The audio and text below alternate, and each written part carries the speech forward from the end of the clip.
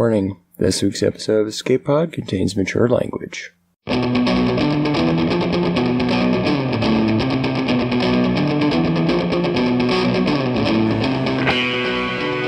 Escape Pod, episode 675, Man of Straw, by Russell Nichols.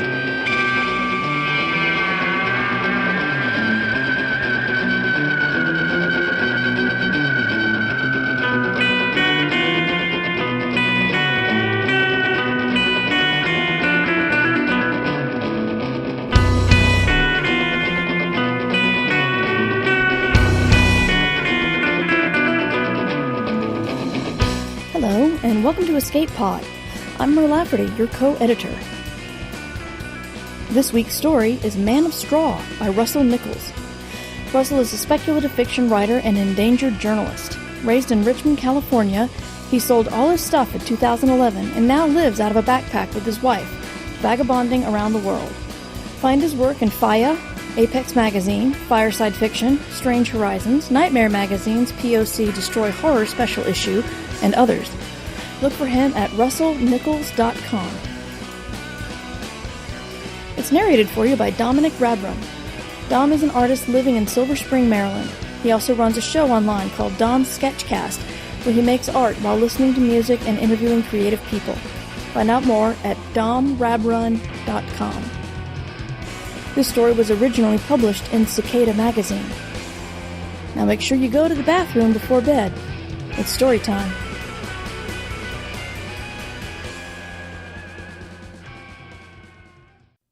Man of Straw by Russell Nichols.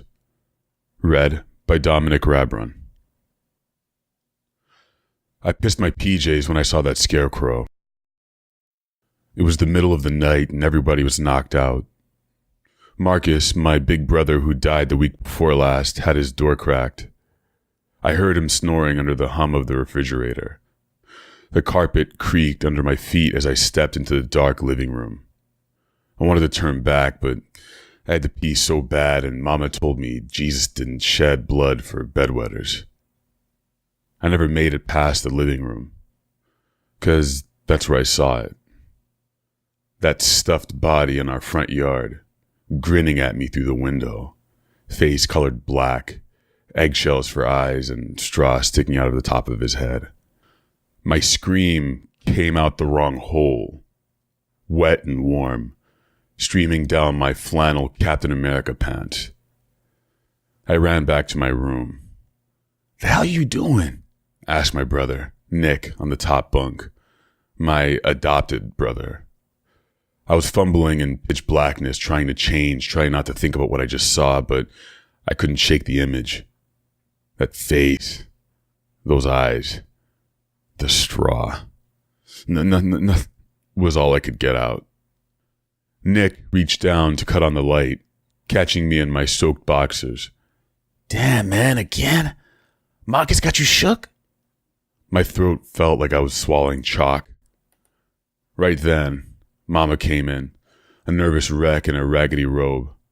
"What's the matter?" Before I could cover up, Nick said, "Lionel peed himself again." Mom looked at me with that look of disgust a mom has when her 10-year-old boy can't control his bladder and pee like a real man. But I was too afraid at the time to feel ashamed.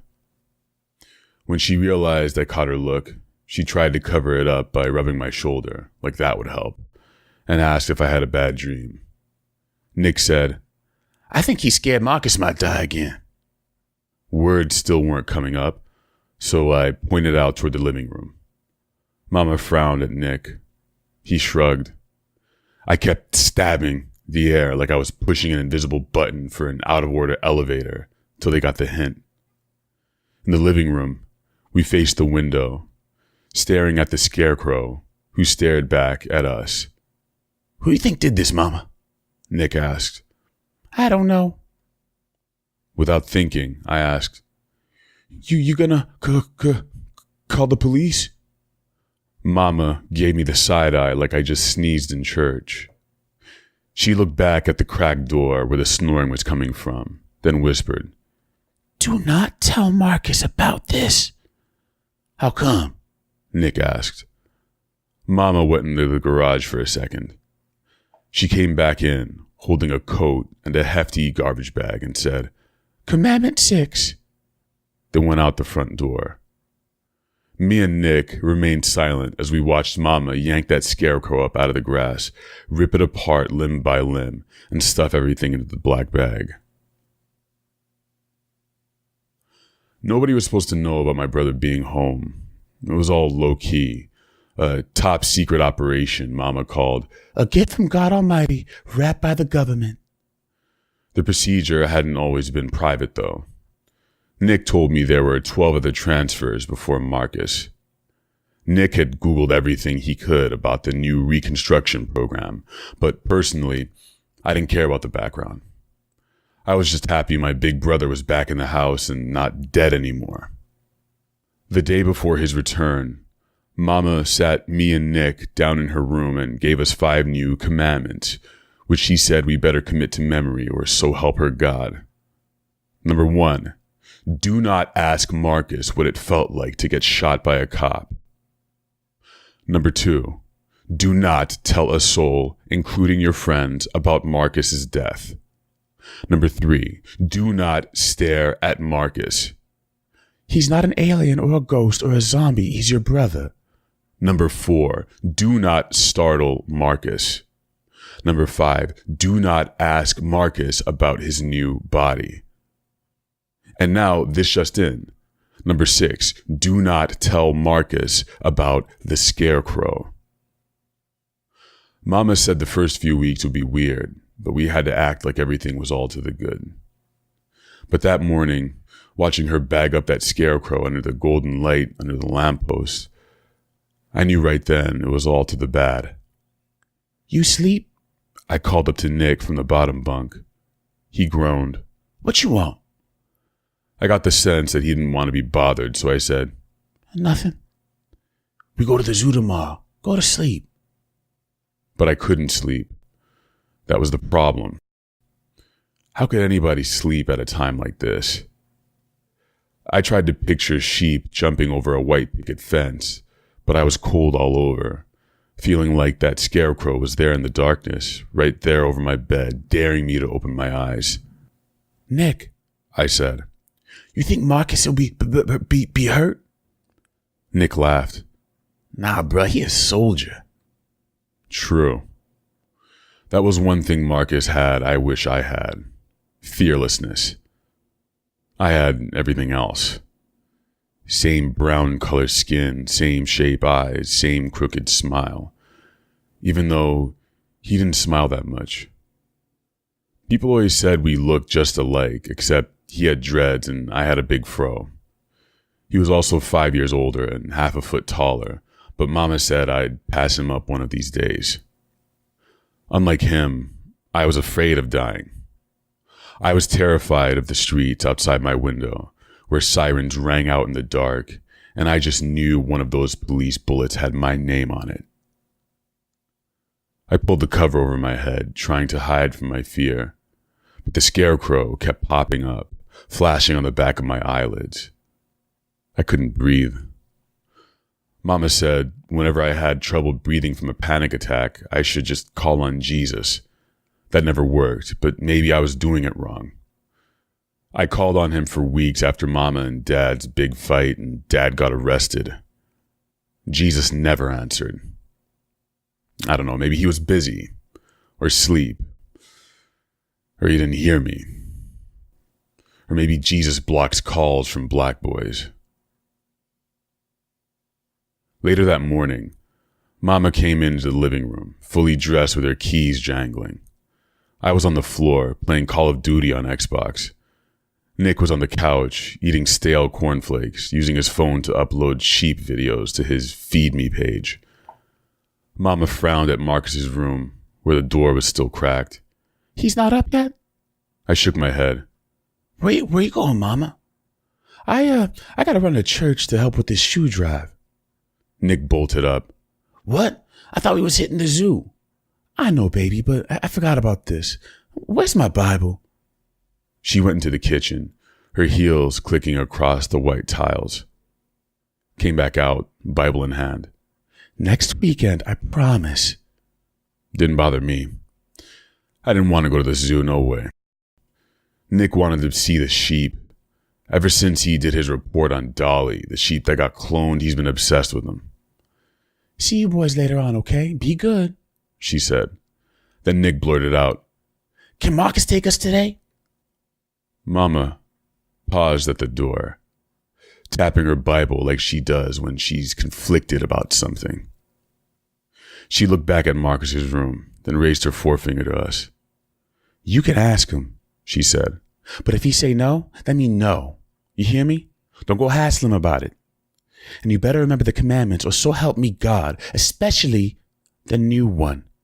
Understood? Yes, ma'am, we said. Mama left. Nick raised his hands up, celebrating. I didn't know what he was celebrating for. He didn't even ask yet, and I doubted Marcus would be down to go. He just came back to life. Why would he go wasting time taking us on some stupid field trip? He won't go, I said. Shut up, pussy, you don't know. He's my brother. I know him better than you. Nick laughed. I'm a realer brother than you, nigga.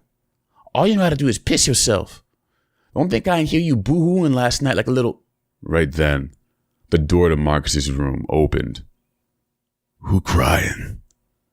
Marcus said, stepping out in gray sweats and a V-neck shirt. Stutter boy over here, Nick said. Marcus went to the kitchen, dumped cornflakes into a bowl. What you crying for? He's lying, I said, and shot Nick a look to shut him up before he messed around and broke the new commandment. Yo, Marcus, Nick said, what you getting into today? From the kitchen, Marcus said, Why? I kept my eyes on Call of Duty. I want to go to the zoo, Nick said. Mama's finna take us, but she got to church, so she said you could, if you free. We all up early this morning? Marcus asked. I thought I heard voices out here. No, I was knocked out. I didn't hear nothing, Nick said, tapping me with his foot. Me either, I added. Marcus came over to sit on the couch, munching on his cereal. He looked exactly the same as before, but ever since he came home, I found myself looking to see if he had the same scars, the same moles, but I couldn't look for long. That would be staring.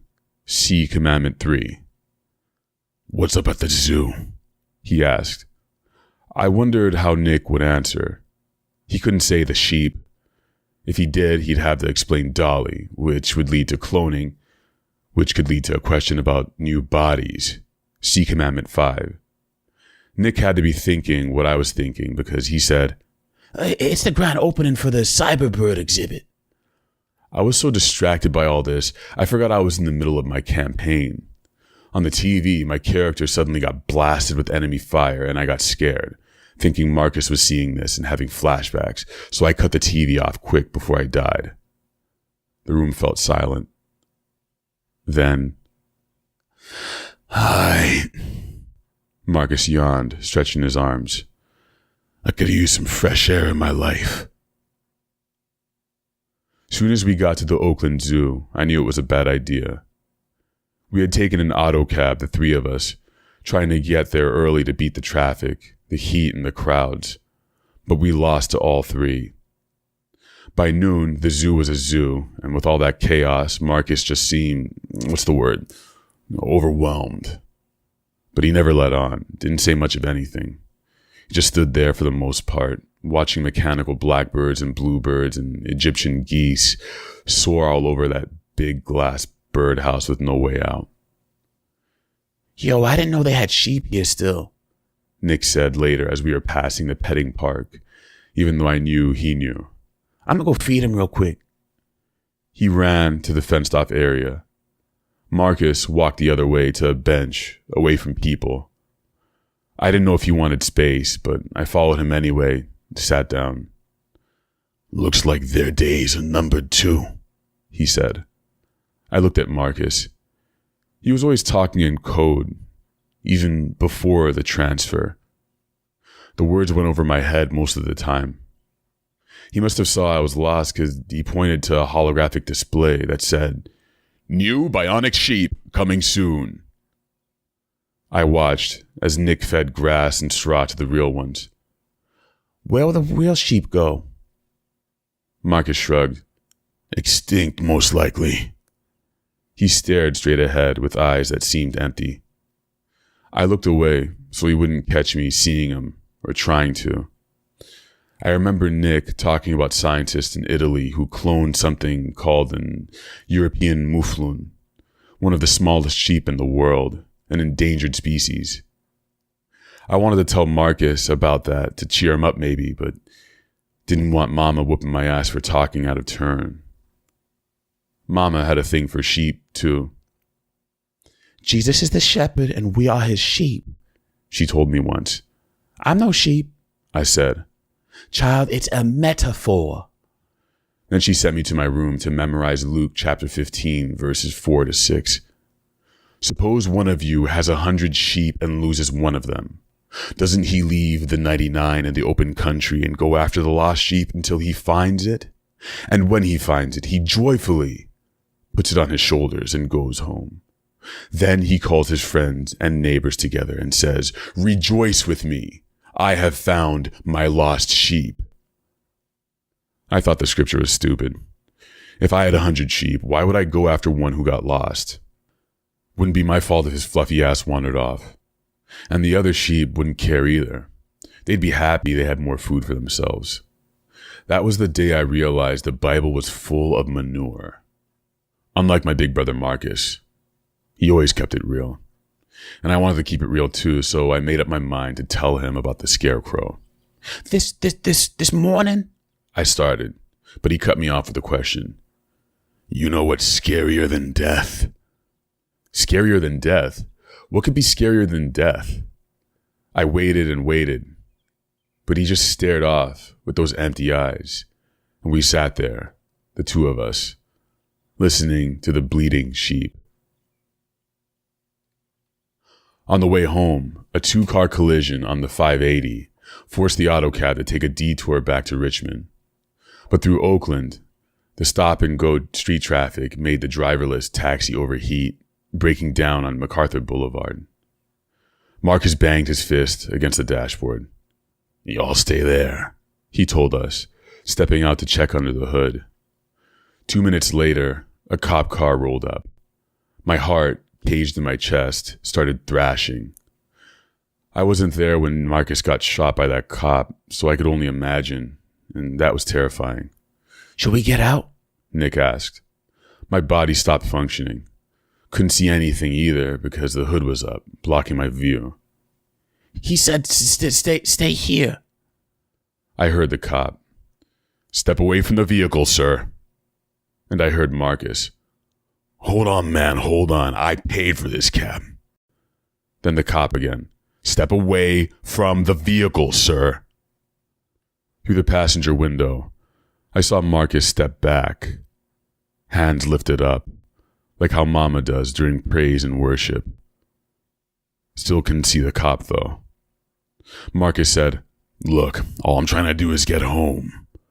Then Nick opened the door. Wait, I said, but he got out with his hands up, leaving me alone in the car. I heard the cop asking, Who else is in the cab? But I didn't move. I couldn't. Marcus put one hand out to the invisible cop. Here, scan me. Don't be stupid, boy. Put your hands up. Scan me. Then it was silent. Then Marcus took a step forward, disappearing again behind the hood. I watched people walking by, staring at him like he was a bad guy. But he wasn't a bad guy. He was my big brother. And I had the worst feeling inside, that I might lose him again. But then I heard the cop say on his walkie, Everything's clear.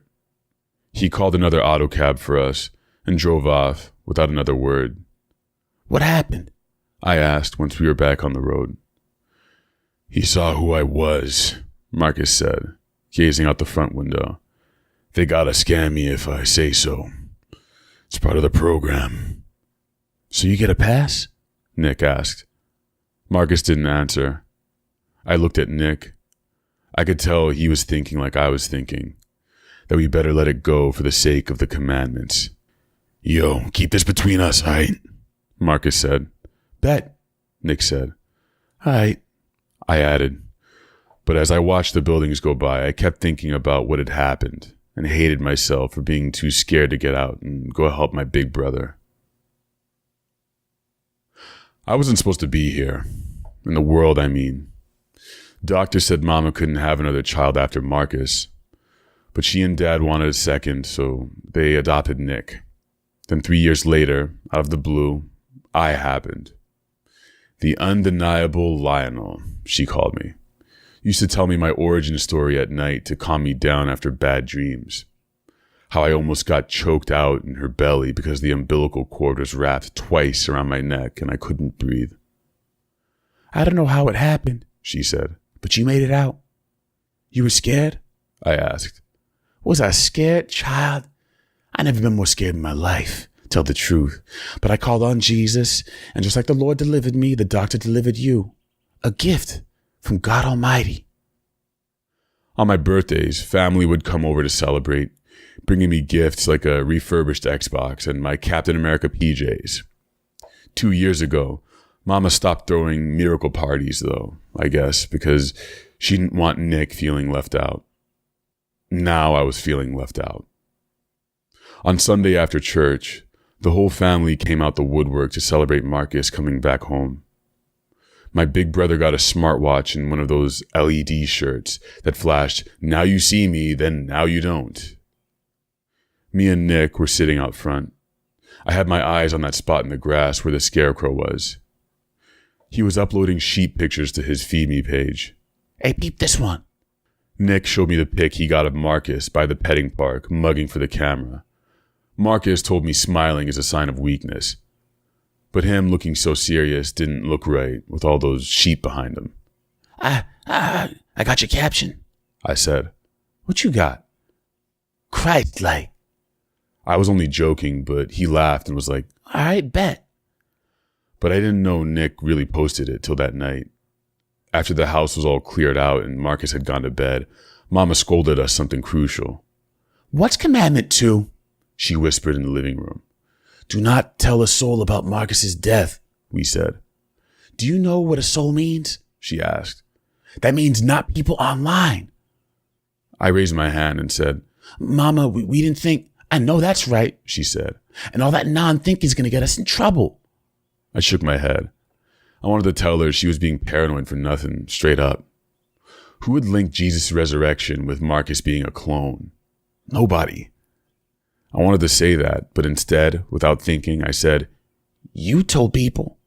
She popped me in the mouth. Boy, don't you get smart with me. I told family. Family.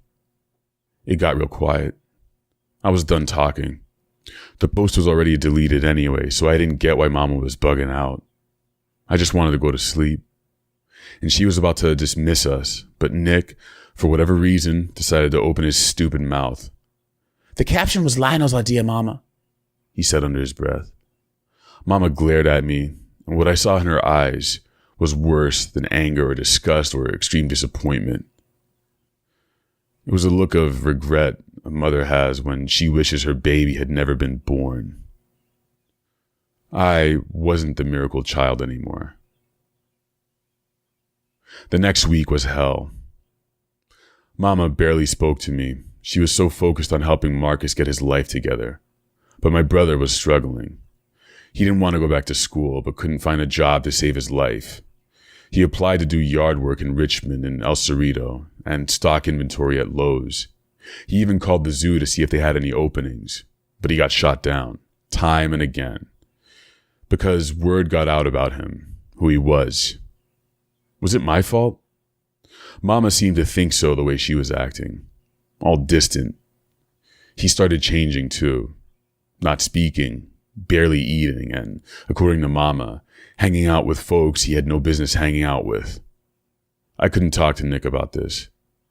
He did apologize for snitching, but I didn't trust him still, so I kept it all bottled in. That next Wednesday, late one night when I couldn't sleep, I heard Marcus and Mama arguing through the wall. What's your problem, son? You. Me? You putting all this pressure on me. What pressure? See, this is why Spider killed himself. I remembered Spider. He was Marcus's road dog. Used to come over all the time, or they'd go out, play basketball or whatever. I knew he had signed up for the new reconstruction program too, backing up his memories on the regular. But he didn't get shot by the cops though. Spider shot himself. And Mama said suicides don't get cloning privileges. No, your friend killed himself because he was too scared to face reality. He wasn't scared of nothing. He was depressed, like me. Boy, you ain't no depressed. You lazy is what you are. Moping around doing nothing with your life. God gave you a second chance and here you are blowing it. Do better. What am I supposed to do, huh? How about a job? Mom, ain't nobody trying to hire me. They know what I am. That's a crap excuse and you know it. They can't not hire you just 'cause. They say I'm not qualified, but they look at me like what? Like I'm a scarecrow, like I'm stupid. Are you stupid, son? What? Are you stupid? Without a brain? Did your marbles get lost in the transfer? No, ma'am. Then quit acting like it. The house was all quiet after that. I didn't move for a while, lying in the dark on the bottom bunk. Nick was asleep. I closed my eyes, tried counting sheep, but I kept picturing bionic sheep with fake wool jumping off the Golden Gate Bridge. All that splashing in my head made me have to pee, badly. So I took a deep breath and crept out into the dark hallway. The carpet creaked under my feet. The old fridge was humming in the kitchen. I felt my body shivering, but I wasn't cold at all. And as I passed the living room window, I didn't want to look, and I knew I shouldn't look, because if I looked, that would make it real. The image in my mind, the memory of that face, those eyes, the straw. But I couldn't help myself. I looked, and there it was, staring dead at me, only this time, he wasn't alone. Behind that stuffed body was another body, a shadow hunched over, putting the scarecrow in place. I didn't think about whether or not he had a gat on him, or a blade, or fists bigger than my face. I just reacted out of instinct like a dummy and raced out front to catch whoever it was in the act, charging at the shadow person and throwing my fist at whoever's head was under the hoodie. He pushed me off of him. The sight of my big brother turned my feet to stone. Marcus? He climbed to his feet, started coming toward me with a blank face. Commandment 4, I startled him. Was he high, sleepwalking? Either way, he wasn't looking like himself, but he kept walking, closing the gap between us. And I swear I was about to pee on myself, but I held it. Like I held my breath. Like I held everything else that wanted to scream inside of me. Marcus went past me to sit on the steps. I followed him and sat down too. I didn't have nothing else to do. He pointed at the scarecrow. That's how they see me. Might as well own it, you know what I'm saying? No. You will. One of these days. I wished I'd said yes. He was talking in code, and I wanted him to know I understood. The truth was, I didn't understand him. But at least I was trying to. Marcus, what's scarier than death? Everything got real still, like God Almighty pressed pause on the whole world. Life after. Right then, my big brother broke down crying. I only saw Marcus shed a tear once, at Spider's funeral. And I didn't care if I was violating Commandment 3. I did not turn away. I couldn't because I blamed myself. If I never gave Nick that stupid caption for that stupid pic for his stupid Feed Me page, Marcus would have a good job by now. He'd be living like a straight-up normal person instead of putting up scarecrows in the middle of the night. I felt guilty all over. It's my fault. What? That picture with the sheep. He shook his head. Picture, no picture. We was doomed from jump. What you mean by that? We the black sheep. The words made me feel a type of way on the inside. Hurt, but angry. I'm no sheep. I said. He put his hand on the back of my neck like Dad used to. You got a good head on your shoulders, bruh. Don't ever lose that. Don't be like me. Why would he say that? As if he was all I ever wanted to be. Slowly, he stood up, kissed my head. Take care of the fam while I'm gone. Hold up, where you going? He shrugged, and as he walked off, I heard his voice in my head, echoing from before, talking about the real sheep at the zoo. Extinct, most likely. And I sat there, watching my big brother till my eyes hurt, and I lost him in the shadows of the streets. Mama cried for weeks. Nick got kicked out of school for whooping some white dude who said something about Marcus being fake. Every night I waited for my brother to come back. I didn't cry though. I wanted to, but I held it. Obviously, I couldn't go to the police, but I had to do something.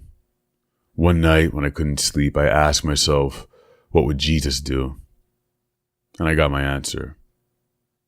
It was June, I remember, because Mama was doing another shoe drive for the Juneteenth celebration in West Oakland. I acted like I was too sick to go to the fair with her and Nick.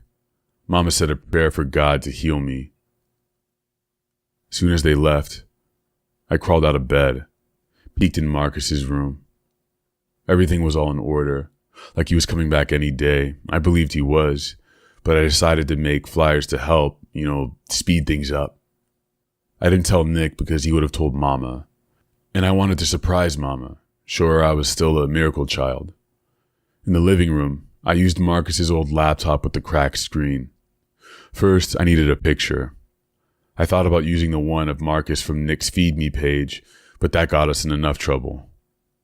Thought about using a picture of me since people always said we looked just alike, but that wouldn't be smart either.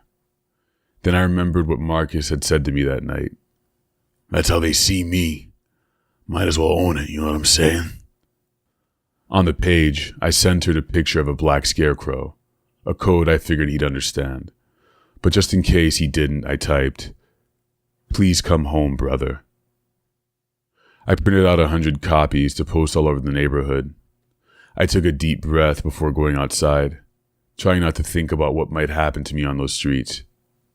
My brother was lost, and I had to find him. So far, he hasn't responded, but he will. One of these days. I know he will. You'll see. He's going to come walking across that front yard and through the front door, and everything's going to be back to how it was before the clone, before the transfer, before the hospital, before he passed away after that cop tried to blow my brother's brains out.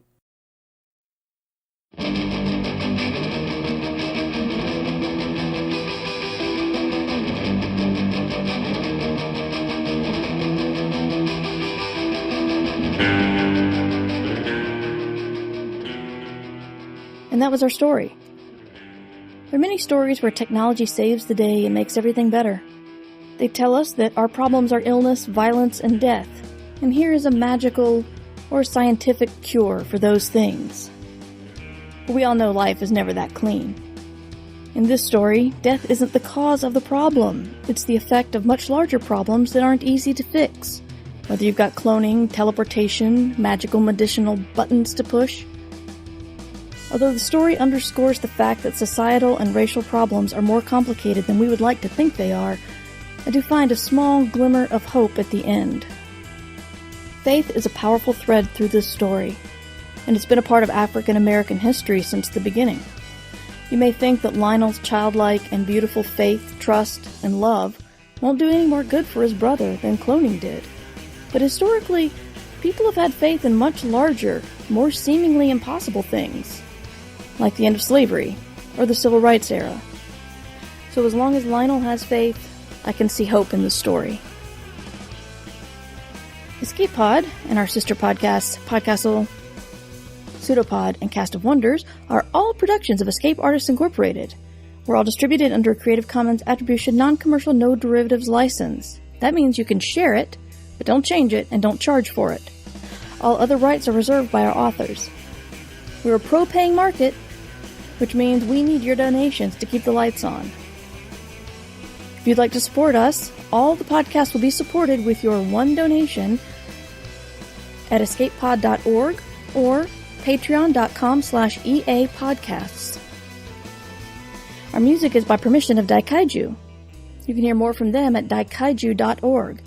DAIKAIJU.org. That was our show for this week. Our quote comes from Ralph Ellison. I remember that I am invisible and walk softly so as not to awake the sleeping ones. Sometimes it is best not to awaken them. There are few things in the world as dangerous as sleepwalkers. We'll see you next week with more free, short science fiction. Until then, have fun and be mighty.